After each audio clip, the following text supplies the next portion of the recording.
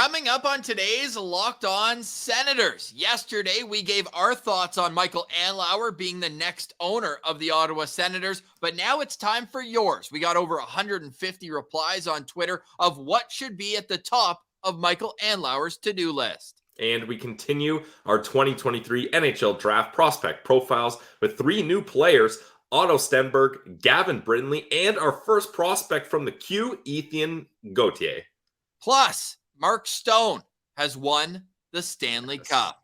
Today's episode is brought to you by FanDuel, the official sportsbook of Locked On.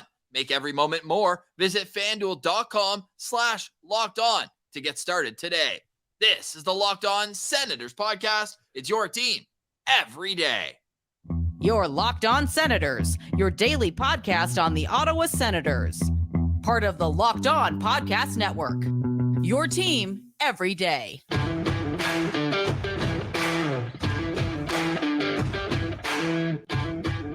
I'm Jake Sanderson, and you're listening to Locked On Senators podcast. I'm Tim Stützle, and you're listening to the Locked On Senators podcast.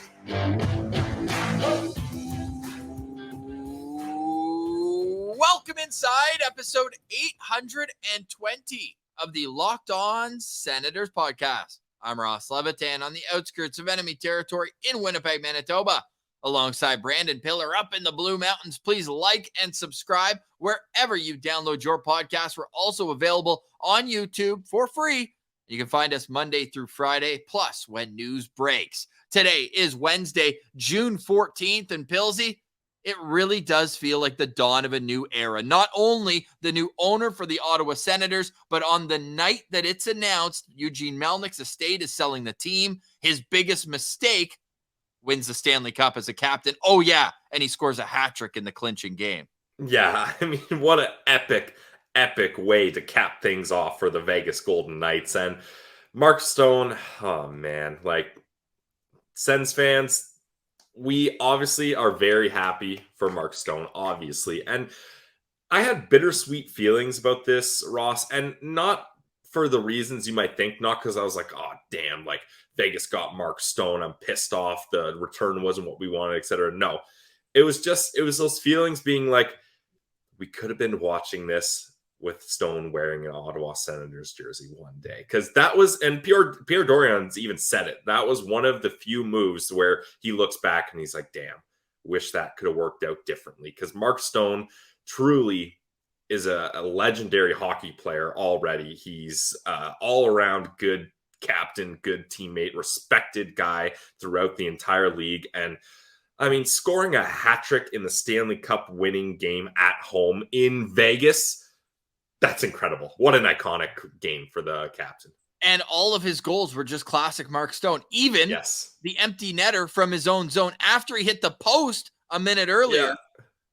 Steel Snipe Selly, the Mark Stone story. We coined that back in 2016, 2017, and it's just rings true. Basically, since the Hamburglar run at Philadelphia, they needed to win game 82. He strips the defenseman at the offensive blue line, snipes it, and just legendary Sellies on him all the time. And just happy for Mark Stone. Shout out Michael Amadio, too, and his cup of coffee with the Ottawa Senators. Yes. He found a role in that team, but it all kind of fell into place behind Mark Stone. He's the type of captain. Go look at the quotes when they traded for him. These players, these people do not become available. And when they do, you have to make sure it works. I liked our boy Leems Martian's comment, though. He said, Brandy, this isn't your fault, man. It's exactly. Yeah. And it really isn't. But I also liked, I'm always curious about the cup handoff line. Yes. It fascinates me. And man, I respect how they did that. The 3 misfits. Marchessault, Riley Smith, and William Karlsson were all the next 3 after Stone, and those guys deserve it. Riley Smith first. Yes, sorry, I didn't have that order right, but those 3 players, they man, those guys were cast away by their teams. They started it all in Vegas 6 years ago, and Marchessault winning the Conn Smythe, just an incredible sports story, the Vegas Golden Knights. Whether you hate them or love them, you have to respect what they've done. Year 6, the same length the Senators have been out of the playoffs on the outside looking in. So how can they get back? A lot of people believe that that's number 1 on the to-do list for the owner, Michael Andlauer. And I'm going to pull up all of these replies. And if you're watching on YouTube, you can see all of them. We're just going to kind of coin a few of them, but I do think it's great that we can kind of share that and put these thoughts on a platform like we do. So coming up after the break, we're going to get to that. Then we'll turn our attention to 3 offensive weapons in the draft. And they all bring a little something different when we get back to our draft rankings, where today we're in the mid-20s. Can you believe it, Pilsy? We've been knocking these off left, right, and center. If you missed any of them, you can head over to the YouTube page and find them where they'll live forever. Today's episode is brought to you by our friends over at FanDuel. Guys, I was excited about Vegas having a chance to win the cup at home, so I put a couple shekels on it at FanDuel Sportsbook app. And if you're going to use any sportsbook, you got to use FanDuel. It's the trusted sportsbook of the Locked On Podcast Network. I love their app. It's simple, safe, secure, easy to use. And if you're a new customer, that's even better. They've got the no sweat first bet up to $1,000. That's bonus bets back if your first bet doesn't win. So just download the FanDuel Sportsbook app. It's my favorite app easily compared to all the other ones. And you can combine bets for a bigger chance at a bigger payout with same game parlay. So don't miss your chance to get the no sweat first bet up to $1,000 back in bonus bets when you go to FanDuel.com/locked on. Again, that's FanDuel.com/locked on to learn more. Make every moment more with FanDuel, official sportsbook partner of the NBA. Today's episode is also brought to you by Owl & Co. Grooming. Cuckoo! Am I at the owl noise yet, Pilsy? You're getting closer. That is the beauty of Owl & Co. It's a local company started by our friend Chris Sinclair, and he wants you to have a grooming routine that is free from complications. Their starting lineup includes hair tonics, sea salt sprays, and utility bombs. So versatile is the name of the game. So whether you're looking to take care of that epic beard or just adding more nourishment to your hair to protect it against the sun, start here. Because all their products are made with natural ingredients like coconut oil, sweet almond oil. They use shea butter as well. No time for blemishes. All of their products are made by hand in small batches, so you know they're going to be made to the highest standard. Go outside your comfort zone. Start with these products every single morning, and you'll see a difference in your grooming routine. You're actually going to look forward to it, is the goal at Owl & Co. Owl & Co. is all about finding your way to a perfect grooming routine. So visit them on the web at owlandcogrooming.com or on Instagram, Owl & Co Grooming. Make sure you go check out Chris Sinclair too, Chris on Sens. And because you're a fan of Locked On Sens, you get 15% off by using the code Senators15. 15% off, Senators15 at checkout. We know you're going to love it. Can't wait for you to try it. So go check them out right now at owlandcogrooming.com.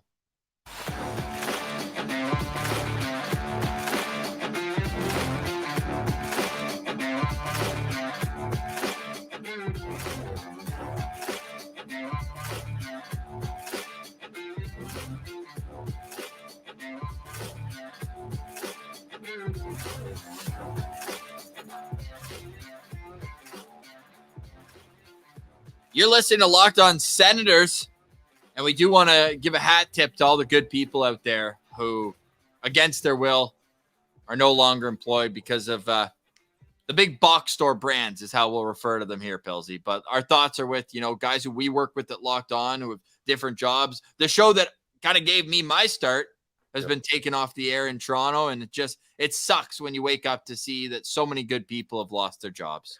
Yeah, it's really unfortunate, Ross, and these are tough times economically, and the sports broadcasting business in certain areas, especially radio, they're feeling the pinch of tough economic times, and that's the thing. There's so many good people that lost jobs today. 1,300 people were cut at Bell, and these are people that put their blood, sweat, and tears into creating good content, covering sports stories properly, giving you news and information in an entertaining way. And a lot of these people are our colleagues and friends. So definitely it's tough news to see that this morning. And we're hoping the best for all of them. But the good thing is, Ross, a lot of these people, if not all of them, are very talented, and there's roles for them somewhere, maybe not even necessarily in sports, but I believe that all of them will bounce back on their feet.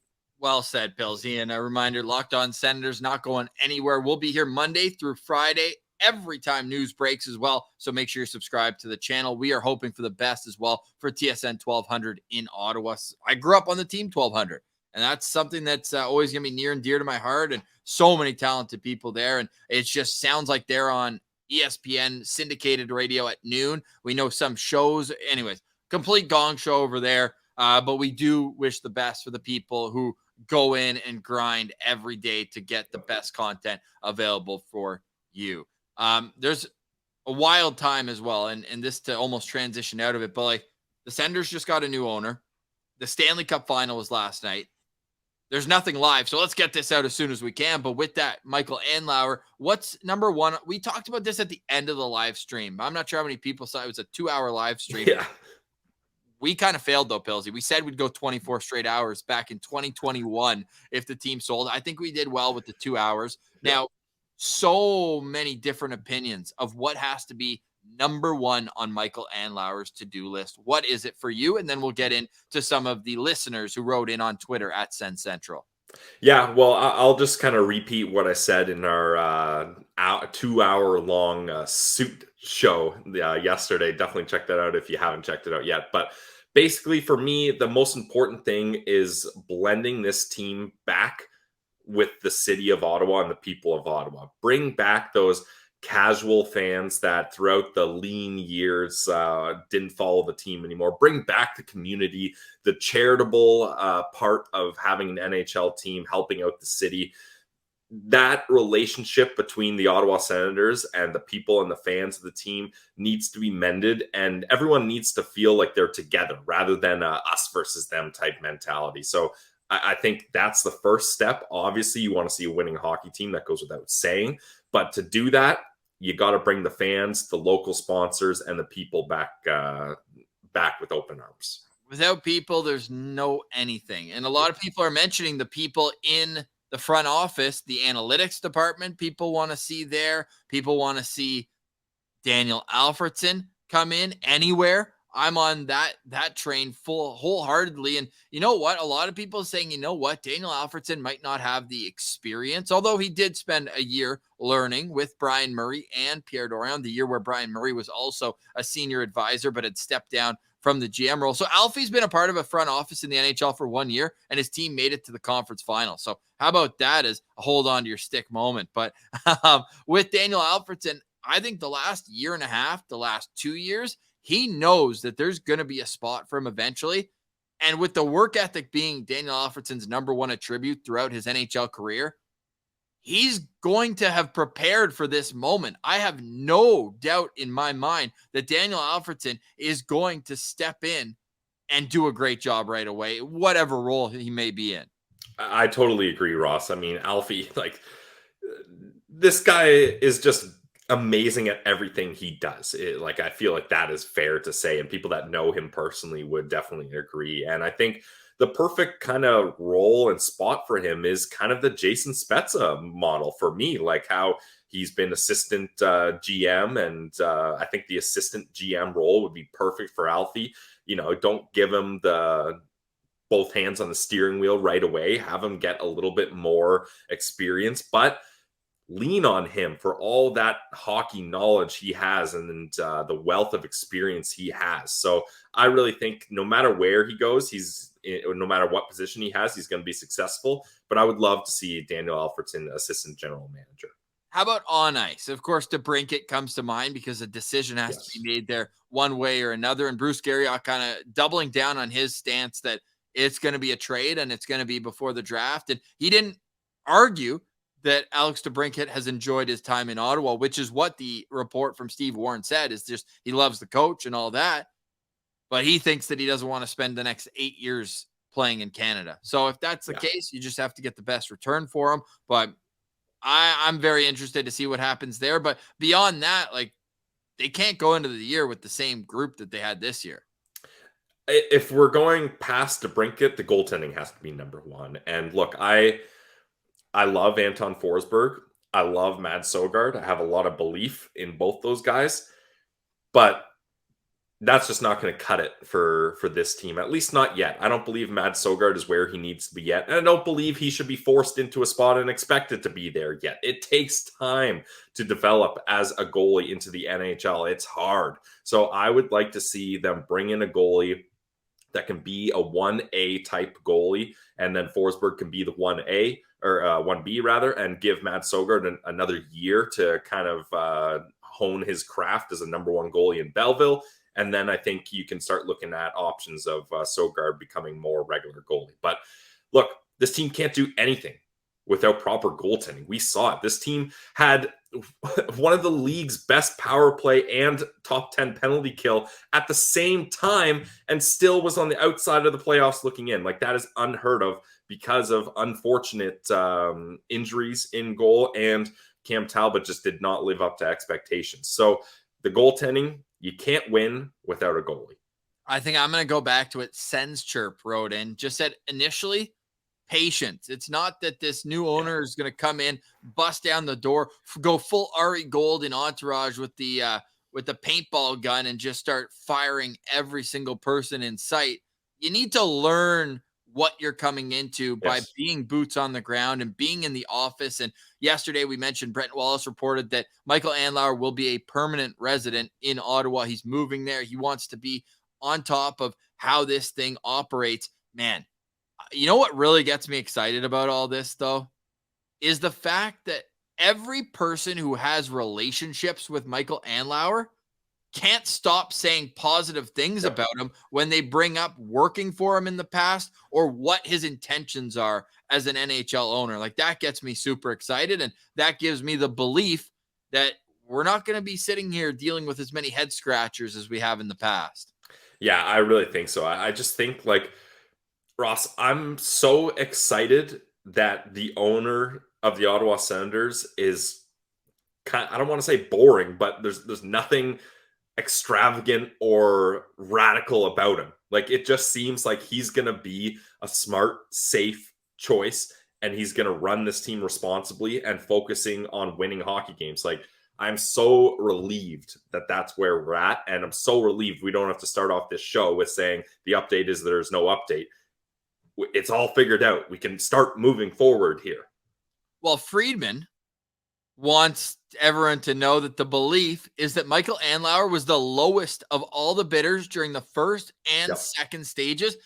I like that. He didn't want to get into a bidding war against himself. He's like, no, let's lurk in the shadows. He didn't want that bright, shiny B, the billion word, right? Like, he didn't need to come in with celebrities. He didn't need to come in and put all this shine on his. He knew that he had the ability to win this, and he did. And I think that that's going to set the tone for what his moves are as Senators owner. And that gets me really excited as a fan because he seems super confident. He seems like a guy who, at least to this point, like, all we have is one statement from him. It's not like he's going and parading around that he's won this bid. Everything is just like, it's confidence. Like, at least it exudes confidence from the outside. It's like, yeah, this is what was meant to happen. So I think from a Senator standpoint, you have to be ecstatic that it hasn't, like, imagine the other bids win. I feel like we would be getting the victory lap. It would have been like Mark Stone carrying the cup around Vegas, around the rink again. No, he's like, no, let's just get our ducks in a row. We're still negotiating the final terms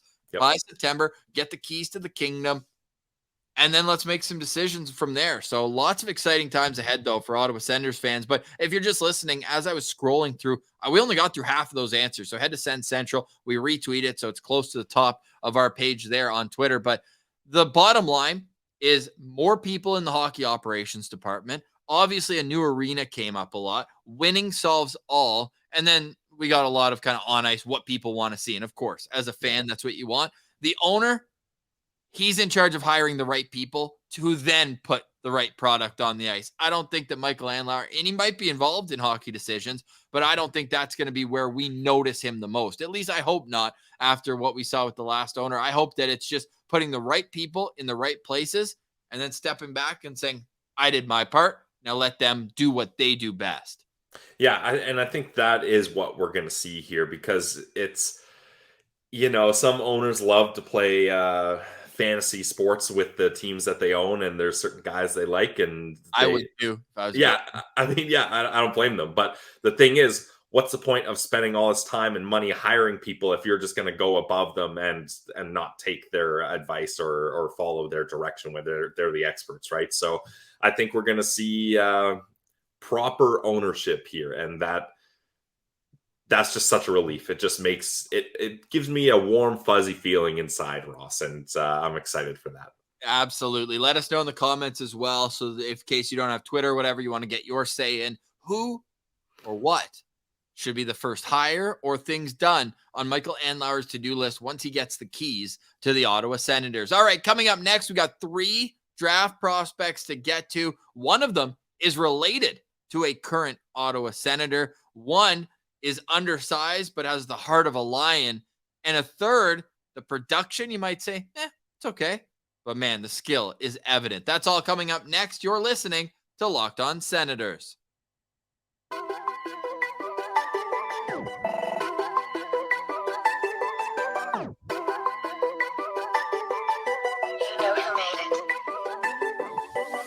All right, Pillsy.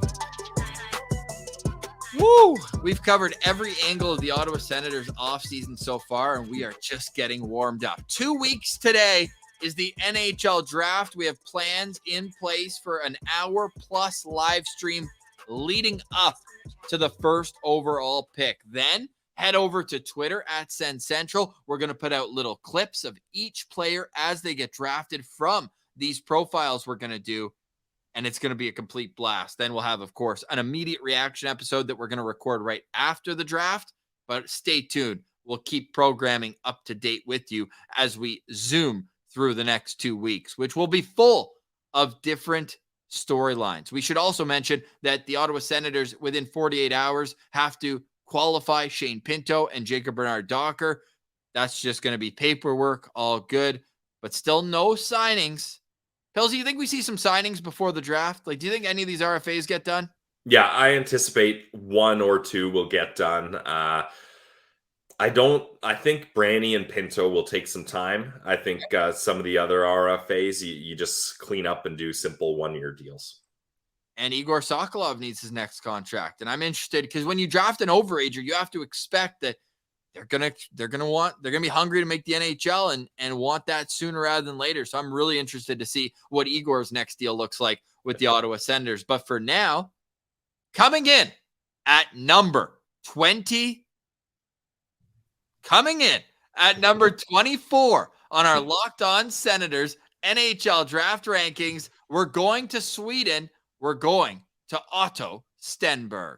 Yes, Frölunda prospect here. 5'11", 181 pounds, left shot, plays center or left wing. In 29 games in the J20 League, he had 11 goals and 15 assists, good for 26 points. He did have a decent amount of time in the SHL with Frölunda, had 3 points in 23 games. But Ross, where this kid really showed his talent was when he was the captain for Team Sweden in the U18s. 7 goals and 16 points in 7 games. And what's very notable about that is that's played on a smaller ice surface, which is where he seems to play his best. He has great in-tight skill. He pulled off 2, not 1, 2 lacrosse-style goals. Ironically, we're about to profile a Michigan man in the next segment. And with that, you look at Otto Stenberg as a guy whose skill jumps off the charts. He's, like you mentioned, maybe a bit undersized, 5'11", 180. But now that Marchessault's won the Conn Smythe, maybe we're just going to see it trending smaller and smaller, kind of like it already has. But he's pretty consistent on the draft rankings outside of elite prospects, which will bring us to the obvious if you've noticed a trend for what makes elite prospects tick. We'll get to that. But Craig Button has him at 21st, Chris Peters at 22, Corey Pronman at 28, Scott Wheeler at 29, elite prospects down at 36. Pilsy, let me guess, skating is a concern for Otto Stenberg. Yeah, I would definitely say that's his biggest concern here. But I don't know if I would say he's a bad skater. It's something that is kind of stalling his progression to be an even better player, because the skill is there. Like, this guy is a dual threat. He loves to have the puck on his stick. Although I do see him as more of a playmaker that can also finish rather than a finisher that can also make plays. But he sets his teammates up with ease. Once that puck is on his stick in the offensive zone, it's really hard for the opposing team to get it off. And he will be patient. He will dance around the offensive zone and keep that puck away from anyone until he finds the right play, and then he can set up his teammates. So I think Otto Stenberg, he's shown that he can get it done in the J20 League in Sweden. He's shown that at the U18s and the smaller ice, he can get it done. I would like to see him have a little bit more time in the SHL and see how that goes for him. I think he projects as a winger at the next level. I agree. Is that fair to say? Yeah, I agree. Just because I don't think he quite has the defensive side of that game to thrive as a centerman. And I just think he's someone that, you want someone to get the puck for him and then get open and get ready, and then he'll feed it back to you. You know what I mean? Like, he's kind of the guy that he's the middleman between goals. He doesn't really start the play. He doesn't always finish the play, although he can. He's the guy that sets it up for the finisher.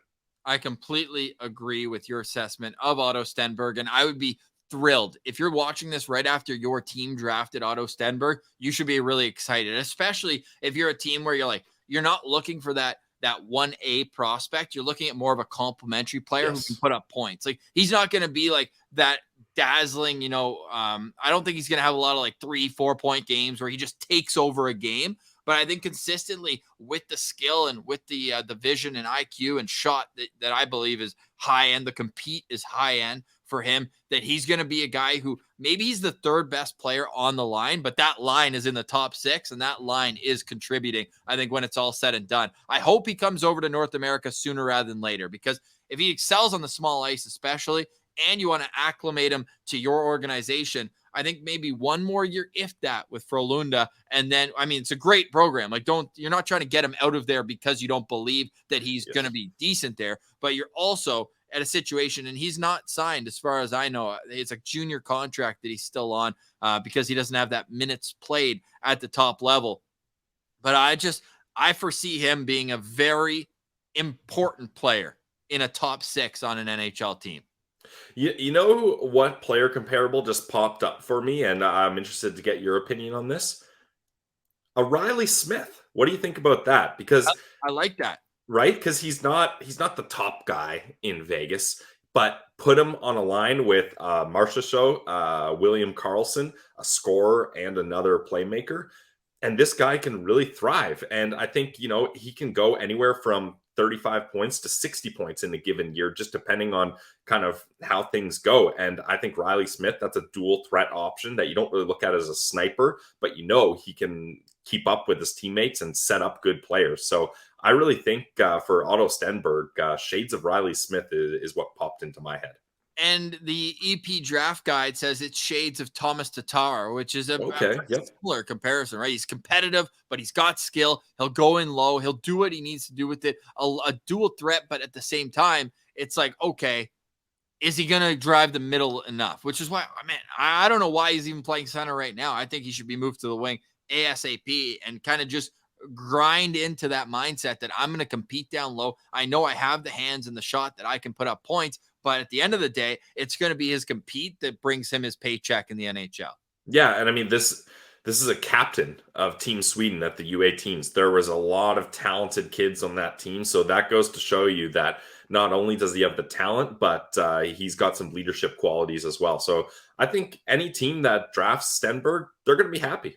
I think they're going to be extremely happy. And for more on Otto Stenberg, you can head over to our YouTube channel where you can find breakdowns of all the top 70 prospects coming up in the NHL draft. So that's Otto Stenberg, who, if your team takes Otto Stenberg, I think you're in for a treat. But where do you have a team that you like for him? Like, when you look at that draft order, I see him, late teens, early 20s. Like, could he be a guy like the New York Rangers, where it's like, where they're competing to win now, and they don't need that, he's going to be a high-end top 6 guy. All their top 6 guys are locked up, but this is a guy who could complement them eventually. Like, that's just a type of system that I want to see him go into.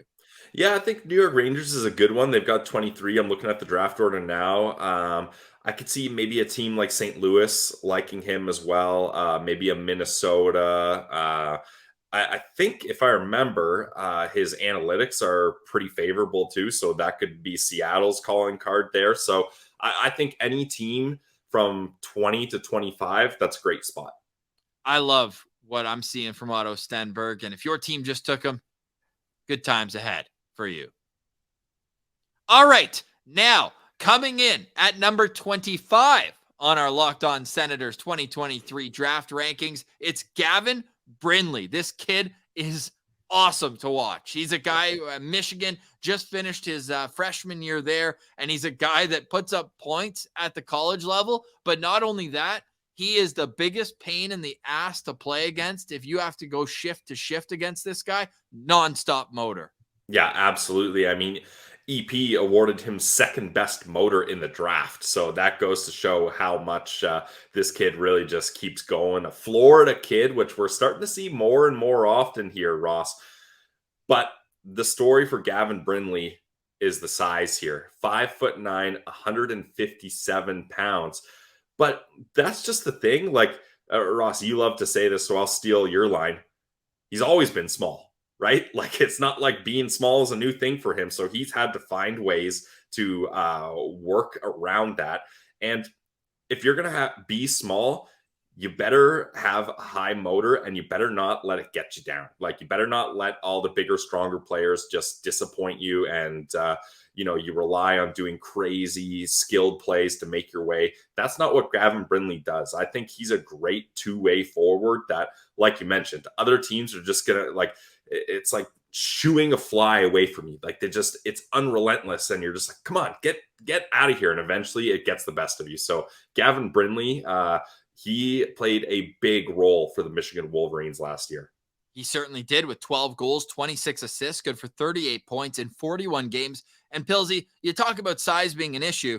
It wasn't an issue when he's playing against kids older than him anyways, because he's already one of the youngest kids in college hockey. Being an October birthday, he's able to play his draft year in the college ranks. And this is after 2 full seasons at the USHL and then getting to kind of join the US national team program a little bit later on in the process. Dude, he played World Juniors this year as a draft eligible. Like, you don't often see guys, especially this, like Adam Fantilli was like a 4th line guy on Team Canada as the draft ranking. Meanwhile, he had 4 points in 7 games. He's able to kind of get a consistent shift. And to do that, I mean, it just speaks to the drive, the competitiveness, and teams are going to fall in love with that. It's just in the NHL against the strongest players. Like, we talk about Jonathan Marchessault being about the same size as Gavin Brindley, but his game isn't to, intimidate. It isn't to run guys through the wall. Like, he's able to score and he's able to be competitive.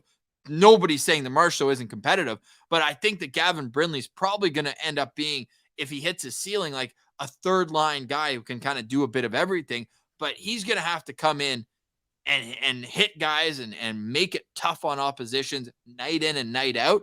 And I think there might just be a bit of growing pains with that for a guy who's going to be, like, he's 165 pounds right now, Pilsy. Like, he's got to go in there and earn the respect from NHLers. I'm not saying he can't do it, but there's a reason why he's a little bit lower. If this guy, and I hate to kind of go back to it, but it's just a fact with NHL teams. If this guy was 6'3", we're looking at a top 15 pick, a lottery pick, no question. Yeah, I think that's fair to say, because getting away from the size talk, Ross, he's a good all-around prospect that plays hard. From the highlights I saw of him, he gets a stick in lanes to break up passes. He battles in the corner for being a small guy. And EP mentioned that he really improved his puck play as the season went along. And I mean, he almost finished at a point-per-game clip with 38 points in 41 games. And he was on a Michigan team that, if you want to get ice time on that stacked squad, you better be pretty decent, or you better be doing something the coach likes. And he did get ice time, Ross. Only Adam Fantilli had more average time on ice than Gavin Brindley did. Very interesting, because I was going to come at it from a different perspective and saying, hey, if guys are feeding him, maybe a little easier for him to get points, at least in that kind of role. But you're saying, man, you got to convince your coach that you're a benefit to have on the ice.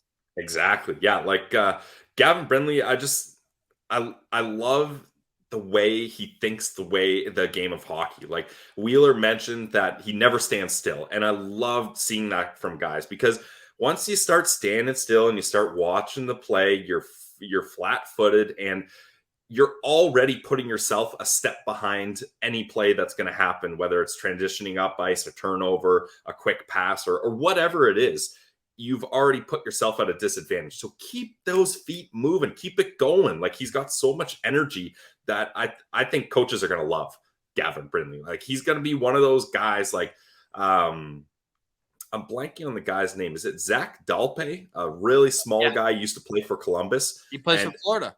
Okay, so he's in Florida. So yeah, that's a guy that his whole life he had to grind it out. And they had him on Chicklets, and he told insane stories of his dad having to do crazy stuff to motivate him, to keep him playing hard. And I think Gavin Brindley is one of those guys where you don't need to motivate him. He gets it. He knows he's smaller, and he knows if he's going to stick around, he's got to do things that other players aren't willing to do, or play at a higher intensity level, and he's doing it. He certainly is. And I think he needs a bit of time, though, right? This isn't a guy who's going to step into the NHL next year or the year after. No, I really don't think so. But I mean, if you're at University of Michigan playing with the Wolverines, that's a great place to be. Nothing wrong with hanging out there. And Ross, get the protein shakes going. Gavin, hit the Ridley gym. Gregg diet? Yeah, the Ridley Gregg diet, 4 protein shakes a day, one with every meal, and then a midnight snack one. Like, you got to get that going. And I think that can do a lot for him.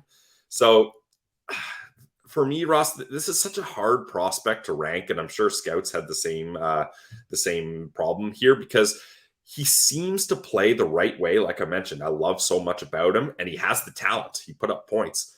I'm just worried if he doesn't get that size, he won't be able to develop properly up against bigger, stronger competition. I love the differing opinions on Gavin Brindley, though. One Western Conference scout in February told elite prospects that he's not a pick for him because the skill level is good, but not great. And to be at that size, you have to be really fast, but he's not sure that Brindley's really that fast out there. And then another Western Conference scout says to EP, it's funny, you'd watch Michigan and Fantilli season, made you forget about how good this kid is. I think he could be one of the better players in this draft when we look back at it. So I think that's about as wide a variety of opinions that we could get from a player like Gavin Brindley. So I'm going to break the middle. I'm going to say he goes towards the end of the first round. Pick 25 to 32 is where I'd look for Gavin Brindley to go. And I think the team that gets him there is going to be really excited. And he's the kind of guy where, especially at college next year, a lot of fans of their team are going to be throwing up his highlights and being like, how did we get this guy at the end of the first round? Because he's going to be over a point per game at Michigan next year and a big part of what they do going forward. Yeah, I agree. I think, Ross, I really see Gavin Brindley as a guy that a team takes in the late first round that already has taken a first round pick, right? They've already banked on that high upside guy earlier on. And then they're like, okay, we like this kid. And what's going on? It's going to be Montreal at 31, isn't it? Yeah, exactly. That's what I was looking at, honestly. Yeah. So mad. Yeah, that could be a spot for him for sure. So I think it's worth rolling the dice on this kid, but you can't put all your prospect chips on him to pan out. So it's going to be interesting to see what team decides to go for him. It is worth noting it's more than just Montreal at the end of the first round that has multiple picks. St. Louis actually has 3 picks. Could that be a landing spot? They have 25 and 29 as well as 10th overall. And the San Jose Sharks, who are drafting 4th, also have the 26th pick. They got that in the Timo Meier trade. Nashville could be a good spot. We know that in the past, they're not afraid of drafting undersized guys. Hell, their GM's pretty undersized, Barry Trotz himself. So he's able, maybe to relate. And he said, and this is why Nashville's so interesting to me, they said, give me the highest upside players available. We'll fill out the rest of our roster as can be. So I'm curious to know where Gavin Brindley will go in the draft, but an electric ball of fury when he steps out on the ice with a ton of skill as well. Gavin Brindley comes in at number 25 on our Locked On Senators NHL Draft Rankings. All right, coming in at number 26 on our Locked On Senators NHL Draft Rankings, it's our first QMJHL player. He's related to Senators winger Julien Gauthier from formerly of Sherbrooke, actually got traded last week to Drummondville for next season. It's Ethan Gauthier. Yeah, this is the prospect out of these three, Ross, that I'm most excited about. I really like Ethan Gauthier here, and it's crazy that we're at player number 26 in our rankings, and this is the first player from the Q, especially considering the Q won the Mem Cup this year. So you'd think that we'd have some guys a little earlier on here, but man, Gauthier is a guy that it's clear why he's the first Q player here. 66 games, 30 goals, 39 points, good for 69 points in 66 games. He had 11 points in 11 playoff games. He had 6 goals in 5 games at the Hlinka Gretzky Cup. And he was the first overall pick in the 2021 QMJHL priority draft. He plays right wing. He's a right shot. And like you said, the pedigree's been there at every level. He's just been dominant. Like if you go back and look at kind of the rise to where he is now, his last year of Bantam, this guy's 2 points per game, just dominant out there, and then steps into the QMJHL and immediately put up 39 points in 65 games. Like he's a guy where you know the offense is going to be there, but Pilsy, that's not just his calling card. He's a guy I could see as a penalty killer at the next level. He's a guy who's been able to modify his game to be a two-way forward in this league. And that's why he's all the way up at 17 on Craig Button's list. Now, everyone else sees him as end of the first round, start of the second, which I almost feel like next season, Pilsy, we should put a line through the best and worst score, like in the Olympics, right? Yep. You take out the top score, you take out the bottom, and then we're looking at one spot difference because Scott Wheeler has him at 30th, Chris Peters at 31, Elite Prospects at 31, and then Corey Proman at 35. So he and Craig Button kind of negate each other, and you have an end of the first round player who Pilsy, I think is going to be, I think more so than the other two guys, he's going to be an NHLer. I think it's as close to a guarantee, but it's just, can he be more than just a penalty killing specialist? Will the offense translate at the pro level? This is a very safe pick. I would agree with you just because he has a B game. And I would even argue he maybe even has a C game. Like this guy plays a physical two-way forward type of game, but you mentioned it, 69 points in 66 games. Now I know it's the Q, take with that what you will, but that's good offense. And he's just, all the highlights I watched and what I read, he's so reliable with the puck, which is such a relief for these junior players that are looking to get drafted. Like he's not trying to do too much with it. He's never going to force plays. He's going to make the smart play over and over and over again, and then get back on the bench in time. Like it's just, he seems like a guy that is going to support his teammates properly. And I think if you're a team looking at drafting Ethan Gauthier, you can put a handful of different guys on his center and left wing and be like, yep, that'll be a nice line. Yep, that'll be a nice line. Like you can do so many different combinations of players that can work playing along with Gauthier. I completely agree that he's going to be a complimentary player at the NHL level, right? Like he's not the kind of guy where it's like, oh, the Gauthier line was buzzing today. It's going to be whoever his centerman is, but he's just going to be able to, make up for any sort of defensive lapses that his team has. I feel like all the highlights I watch, even when he's scoring, he's the trailer. He's like the third man in the zone, always able to win, to score goals because he's got I'd say above average shot. It's a good shot. Yep. Good shot. Nice shot, dude. Nice shot. Yeah. Good job. Nice shot. But no, like third man in the zone, typically able to kind of pull up. I don't think it's kind of funny that he's related to Julien Gauthier because Gautier's at his best when he's protecting pucks down low. Julien is. Whereas I don't think that Ethan's the same type of player in terms of being that physical presence on the forecheck. And not that you probably wish Julien Gauthier was more physical based inside, but in terms of puck protection, I think that Ethan Gauthier is more of kind of a defensive minded forward who can produce a little bit of offense as well. Yeah, and again, I'll try my hand at a player comparable, Ross, but he kind of, I'm really pushing at this. Flip it. The key is shades of. I really like that term. It gives you a little bit of grace there. Shades of Connor Brown, right? Yes. Like Connor Brown was a guy that put up points in junior, but then got to the NHL and he's like, oof, I'm stuck on this bottom six of the Leafs here. I got to rely on my two-way game. Then he comes to Ottawa, gets a top six opportunity, leads the team in scoring, and he's a great penalty killer, and he's a guy that can play a solid, responsible two-way game. And yeah, Did we ever say, oh, the Connor Brown line is buzzing? No, but he was a guy that was able to get it done. You could bump him up and down the lineup with ease. So yeah, I think Ethan Gauthier plays a similar type game to Connor Brown. I actually really like that comparison. Dare I say I really like that comparison? I'm getting better. I'm getting better. Yeah, you certainly are. And safe is a key word there. And we mentioned he's 5'11", 175. Size is not an issue. And he's had spurts of offensive brilliance, even as recently as the Hlinka Cup, where you mentioned 6 goals in 5 games. Just boom, offensive production. But the end of the season did not go his way. In the series against Halifax, he had 3 points in the first 3 games. They were up 2-1. Then they lose 3 in a row. He has 8 penalty minutes, no points, -5, and only 2 shots on goal, and they both came in the same game. So, and then they trade him in the offseason. Right. But is that going to be something that not wakes him up, but is able to kind of allow him to grow and get that next opportunity? I hope so, because from everything I see, a safe, projectable player who, if your team just drafted at the end of the first round, especially like Pillsy said, man, wouldn't San Jose be a good pick for Ethan Gauthier at the end, like with 28th overall? Because then they're getting their elite offensive talent at 4, and now you're looking to be like, okay, who could complement that player? And then they're going to pick again. Maybe they even are able to wait until their early second round pick. But if he's in the second round, this is a home run pick, I think. Agreed.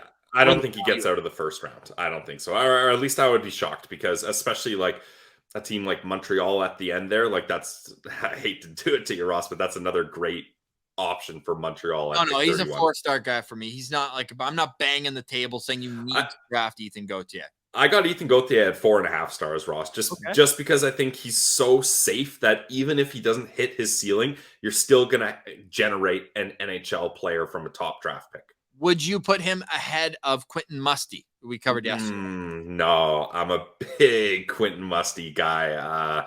I'm just going back to my notes about him. I don't think I would. What about Daniil Boot? Yeah, I got him ahead of Daniil Boot just because Daniil Boot, like, that's a raw, talented guy that it's going to be a bit of a project to get him there. Whereas Ethan Gauthier, yeah, it might take a little bit more time, but I'm not worried about his development path. Yeah, for me today, I'd go Otto Stenberg 1. Then I'd probably put Ethan Gauthier just ahead of Gavin Brindley. And I hate to do it because Brindley's my type of player, like that dog mentality, that, you know, that hustle, that competitiveness, that everything. But with Ethan Gauthier, I just think you're more likely. And for the NHL, I think at this part of the draft, it's like, who's going to play games for us? And that's Ethan Gauthier. And that's why Ethan Gauthier comes in at number 26 on our Locked On Senators NHL Draft rankings. For more draft rankings, head over to our Locked On Senators YouTube page, where we will have each and every one of these profiles for your viewing pleasure. All right, Pills, any final thoughts on today's show? Final thoughts for me is it's sad the 2022-2023 season is officially over. I would have liked to get a little more Stanley Cup final playoff action, but when Matthew Tkachuk got a broken sternum, that was it for the. You hear Brady had to help him out of bed in Game 4. Players had to help him get dressed in the locker room. Wow, that's crazy. Aaron Ekblad was playing with some wild injuries as well. Yeah, I mean, that's hockey, but yeah, that's tough when the driver of your team is completely out. Yeah, a broken, like, what do you want? What do you expect? The fact that he played Game 4 with it is truly remarkable. Meanwhile, Aaron Ekblad played with a broken foot since the Boston series, popped his shoulder twice, and tore his oblique. Not to, well, I don't know if rain on the parade, but not to be disingenuous. Obviously, we want these players to be healthy. We want the best competitive league possible in the NHL. But Paul Maurice said last night, there's going to be some players that are going to need surgery that will not start the season, which just, again, goes to tell you the start of the season for the Ottawa Senators is absolutely paramount this upcoming season. They cannot stumble out of the gate. They just cannot. You have to take advantage of the fact that Florida just played for an extra 2.5 months, that Tampa, you're hoping, still has some extra miles on their tires based on their long runs over the last number of years until this year. But I am fully expecting Florida to stumble out of the gate. Yeah, I mean, not to be this guy, Ross, but you also were ready for the Florida Panthers' downfall. last season. So, and all of us were ready for the Boston Bruins downfall last season, and that did not happen. To be fair, nobody expected Brad Marchand and Charlie McAvoy to come back as soon as they did. They only missed that's fair. weeks rather than months, it felt like. And yeah, like they were supposed to be Christmas returns, and they were back in November. Yeah, they were back at Thanksgiving. Yeah. Really the wrong holiday for the return date. But hey, next season matters for the Ottawa Senators. It's extremely important. Like, man, you look at all of the different teams that have had success since the Sens last made the playoffs. Like, it's time to flip the switch, Pilsy, and get this team back to where it needs to be. So my final thoughts is good riddance to the 2022-23 NHL. I'm going to take a different approach and say it's time to move forward. And with tomorrow on Locked On Senators, what do you say we project Shane Pinto's next contract and get into that? Okay. Because I think that could have serious implications to how money is spent elsewhere when we can lock down a range for Shane Pinto. So coming up on tomorrow, we'll have that. For today, we say goodbye. For Brandon Piller, I'm Ross Levitan. This has been the Locked On Senators podcast. It's your team every day.